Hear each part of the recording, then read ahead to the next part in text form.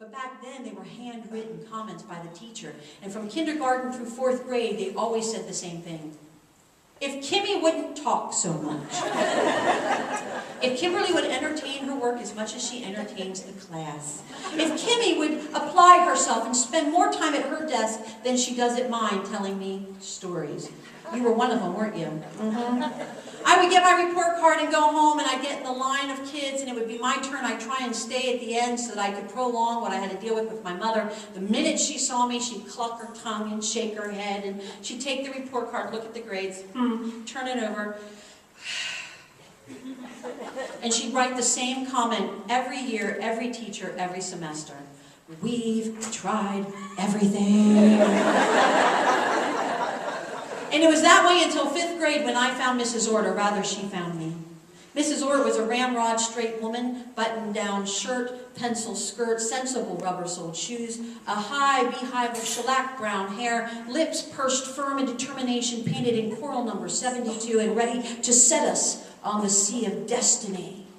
And we loved this woman. We're going to talk about her in the workshop a little bit and help you understand story, because that's what she used to teach us, and we adored her. And nobody wanted to get in trouble with Mrs. Ord. It was shameful. There are some teachers in school that if you got in trouble, you'd look at your kids and you're like, I'm sticking it to the man, yeah. But not Mrs. Ord. Everyone loved her, and if you got in trouble with Mrs. Ord, it was just highly embarrassing. And I was in her class 3 weeks when I did something to get her attention, and she said, Kimberly, stand up. I slid out of my metal and wood desk and stood there toying with the bottom of my Snoopy t-shirt.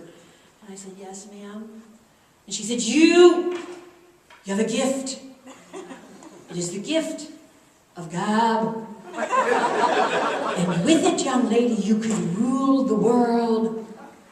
And I stood there and I thought to myself, I knew it. Finally, somebody gets it. She was awesome. If there were historical characters to reenact, she had me do it. If there was something to read, she had me read it. She gave me outlets for my mouth. She got me my first of many unpaid gigs, reading the menu in the office on the big silver microphone. I did it with a Spanish accent. I did it with Canadian accents. Chicken nuggets, eh? I loved that job. It was so much fun. And when my first report card came out, I ran up and received it from her, went back to my desk, slid it out, turned it over, and there on the back she had written in her perfect penmanship, Kimberly is a pure delight. I got off the bus, ran in the house, pushed the other kids out of the way. I said, Mom, look at my report card. And she took it from me. She said, Kimmy. And I said, no, Mom, please, just read it. She slid it out, looked at the grades, turned it over, and read the back. Checked the front name. Looked at me. Went to the kitchen bar, got a pen, and wrote something, slipped it in there and said, you don't need to read this. You just give this to her. I'll be calling her. I said, yes, ma'am. I slid it into my backpack. The next morning I got on the bus and I scouted out an empty seat. I slid onto that green vinyl up against the window and turned. I opened my backpack, slid out the report card, opened it, turned it over, and there on the back my mother had written, what are you drinking?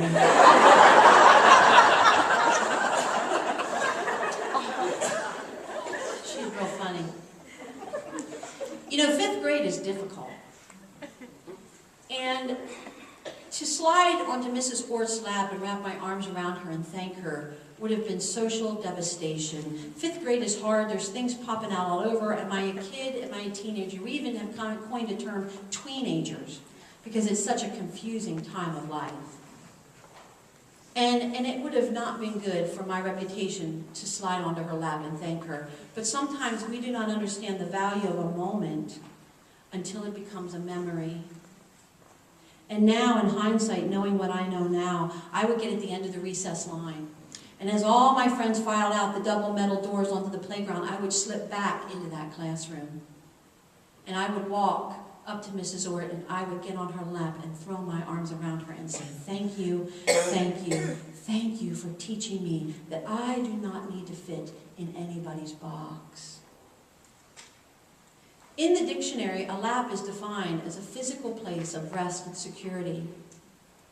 But it is also defined as an area of responsibility and influence. As in the sentence, these people have fallen into your lap. You and your communities supply a lap. It is a place of security. It is a place of safety. It's a place where they know they can find nutrition and sometimes wisdom and fulfillment physically and hopefully spiritually and emotionally and mentally as well. For centuries, man has tried to duplicate the perfection of the lap, and we have failed. There is no chair whose arms will wrap around you and make you feel safe and secure. There is no couch with perfectly placed pillows of rest that echo the heartbeat of love. And there is no settee that will push back a wisp of hair, dry a tear, and kiss you on the crown. The first seat of presidents and dignitaries was a lap.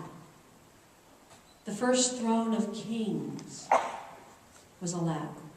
Some of the first creative thoughts of musicians, poets, storytellers, CEOs, pastors, burger flippers, truck drivers, scientists, physicists, happened in a lap. Who's in your lap? Who are you feeding? Don't get so caught up in the red tape and the busy of your job that you fail to see beyond the need, and that you're feeding a future and a destiny and a dream. I looked down at my grandson and I said, baby, that is the sweetest thing that anybody has ever said to me. And I sang to him, you are my sunshine, my only sunshine. You make me happy when skies are gray. Thank you for being a lap in your community. I'll see you later today.